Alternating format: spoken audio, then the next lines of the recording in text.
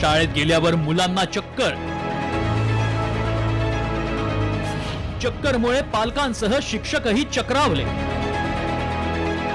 शाळेत नेमकं घडतंय काय?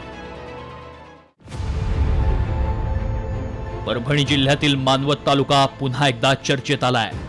मानवत तालुक्यातल्या सावरगावच्या शाळेत विचित्र प्रकार समोर आलाय। शाळेत गेल्यावर त्यांना अचानक चक्कर येते आणि ते बेशुद्ध पडतात। त्यामुळे शालेय विभागासह आरोग्य विभाग चक्रावलाय। नेमकं काय घडतंय शाळेत पाहूया। मानवत तालुक्यातील सावरगावच्या झेडपी शाळेत 175 विद्यार्थी आहेत। 5 महिन्यांपासून 6 मुलं मुली सतत चक्कर येऊन बेशुद्ध पडतायत।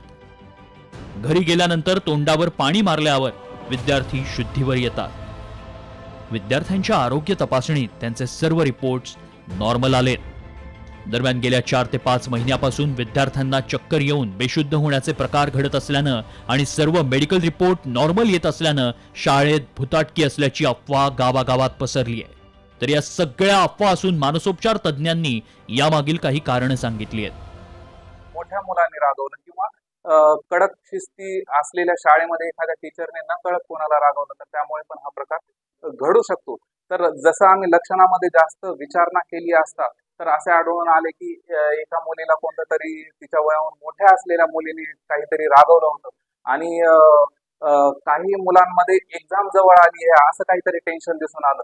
तर ह्या बाबी लक्षात घेऊन आम्ही त्याच्यावर समुपदेशन केलं आणि व्यवस्थित उपचार केले। मात्र असे प्रकार सातत्यानं घडत असतील तर नक्की मुलांना काय होतंय?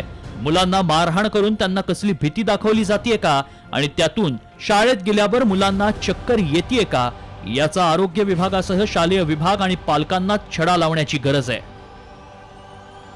ब्युरो रिपोर्ट, साम टीव्ही।